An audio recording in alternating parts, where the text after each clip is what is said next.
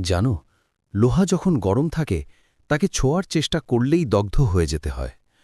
কিন্তু আশ্চর্যের বিষয় হল, আমরা অনেকেই জানি কোন জিনিস আমাদের পোড়াবে, তারপরও কাছে যাই বারবার।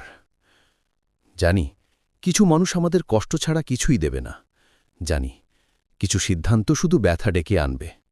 জানি কিছু সম্পর্ক, কিছু অভ্যাস আমাদের ভেঙে দেয়, দুর্বল করে, ধ্বংস করে।